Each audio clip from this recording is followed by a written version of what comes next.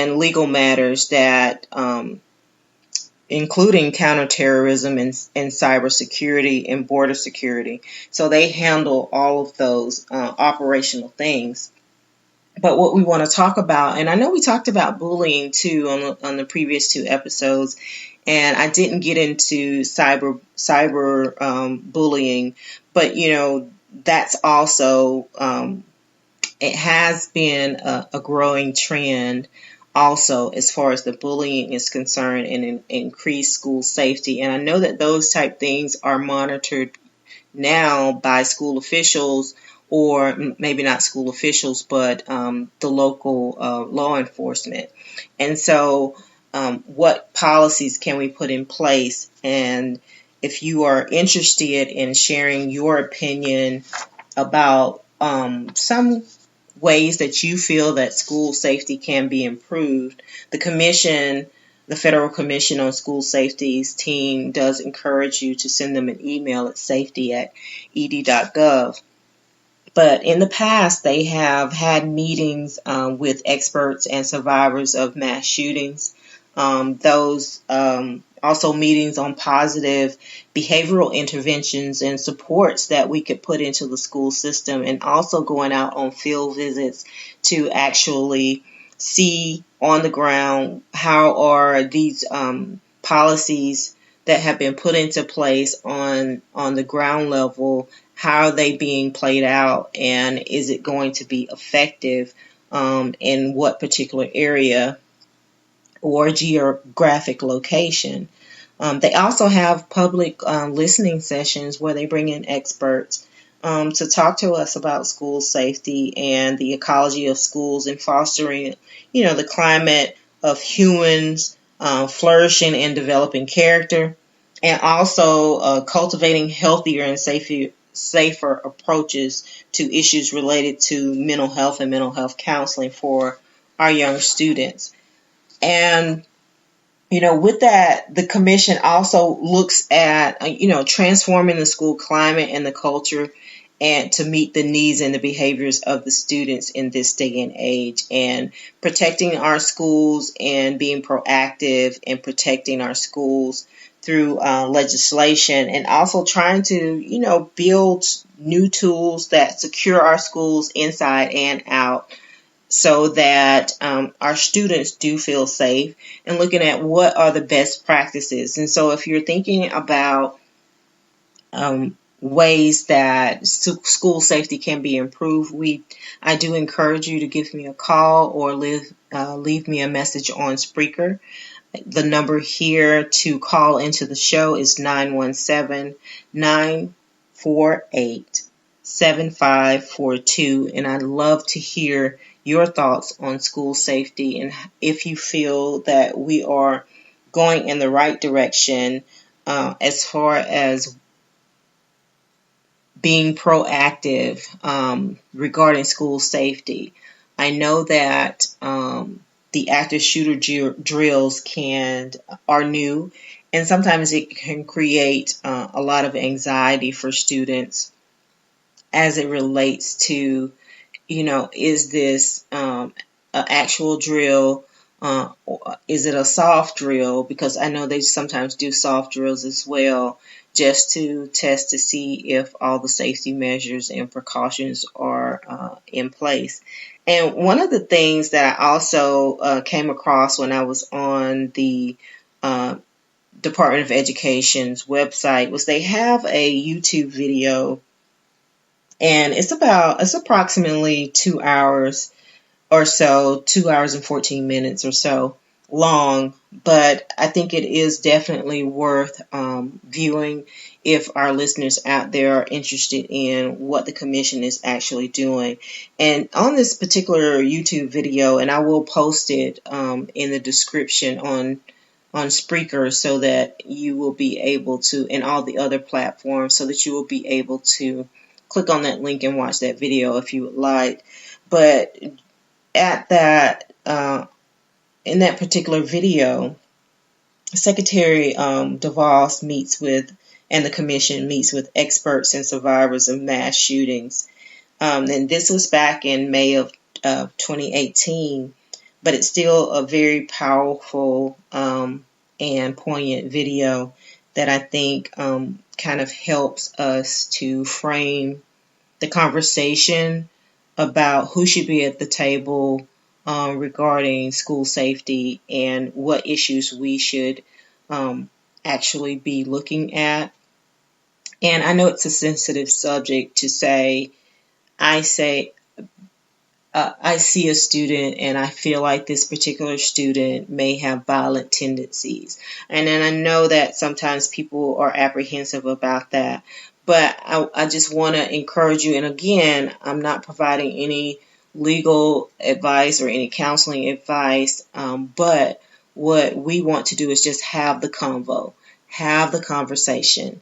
And open up the conversation. And so this is just a way for us to be able to dialogue about education reform, educational issues, and I bring topics that I think that my listeners may be interested in because maybe someone has expressed that this is a topic that they would like for me to cover on the show. And you can also leave comments on Spreaker if you would like for me to cover a particular topic.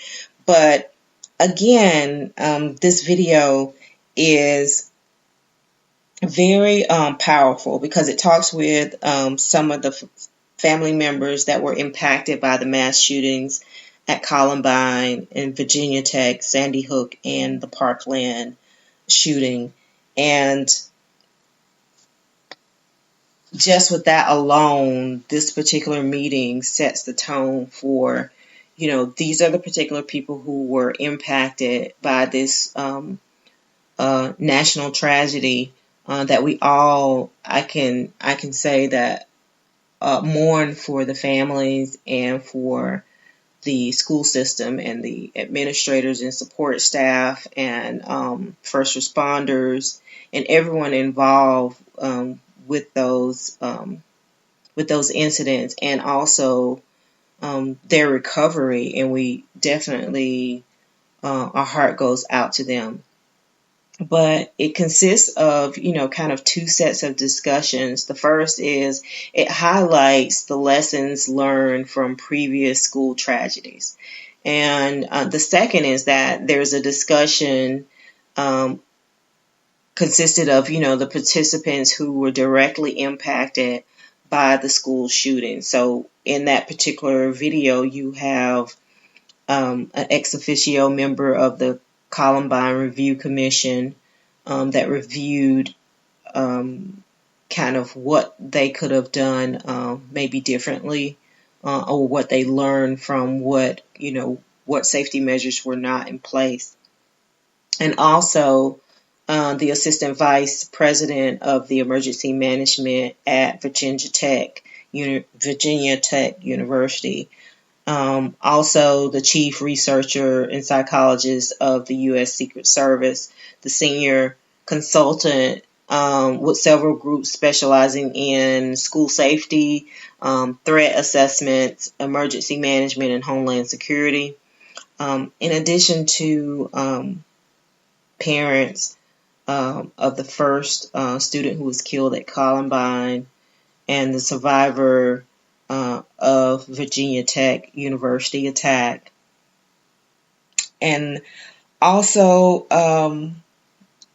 the parents who lost a son and a brother at the Sandy Hook Elementary School shooting. And a gentleman who lost his daughter at the Stoneman Douglas High School shooting.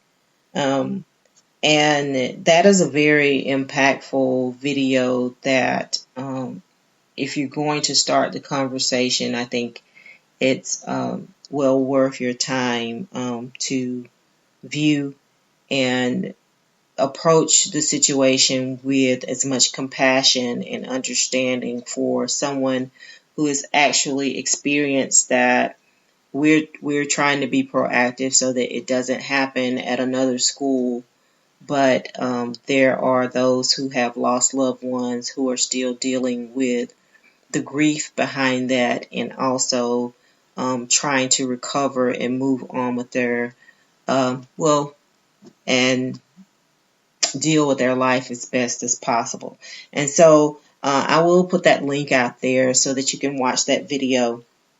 And there's one other thing before we kind of wrap up the show for tonight, but I want to talk a little bit about there's a National Education Association, and on their website, as it relates to school safety, they focus on securing safe, healthy, and peaceful learning environments for schools.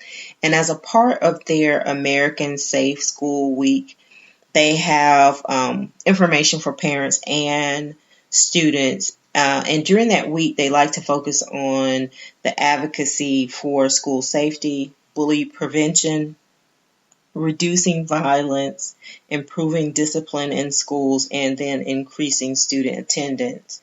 And they also have a school crisis guide on their website for your viewing if you would like to view that as well. But again, I'm your host, Buffie Williams, and we're talking about the topic for tonight on school safety.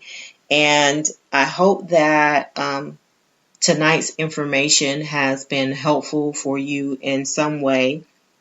I also hope that it creates a conversation about if you are in a school situation and you have not, which I'm pretty sure most schools are required to review their safety plans. But, if you can do some type of collaborative effort to see, or even a focus group to see in your particular area if the community feels as though their children are safe, and if there's any input that they may be able to add to the conversation to make schools better. I know that a lot of schools now are implementing a system, as well as other agencies and organizations in the community, probably nationwide and worldwide, where before you enter any building, that there is a presence of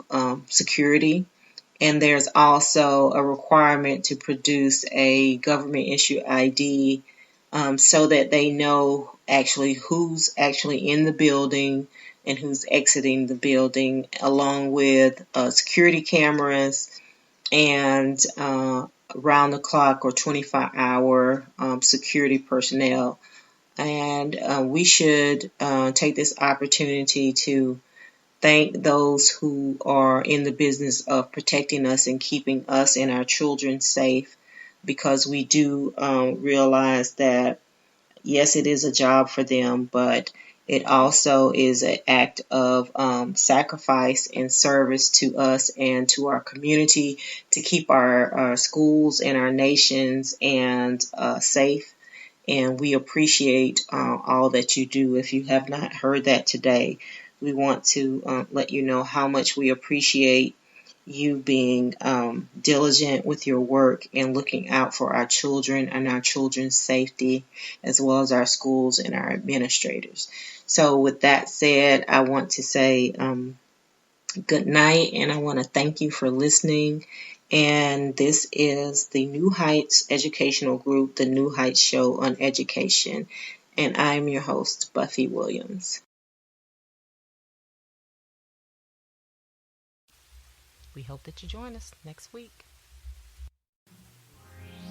That's our time, and you have been listening to the New Heights Show on Education. I'm your host, Buffie Williams. If you like what you've heard, search for us on your smart speaker and listen to us anytime. Thank you for listening. Good night. Until we meet again next Tuesday night, 6 p.m. Central Standard Time, 7 o'clock p.m. Eastern Standard Time, as we discuss next week's topic. Enjoy expanded content from the New Heights Education Group hosts on Blog Talk, iTunes, SoundCloud, Spreaker, and Watch No Learn.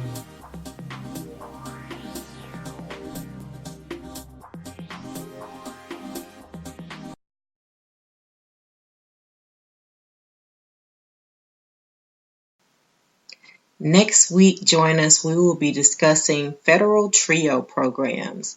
I hope that you join us.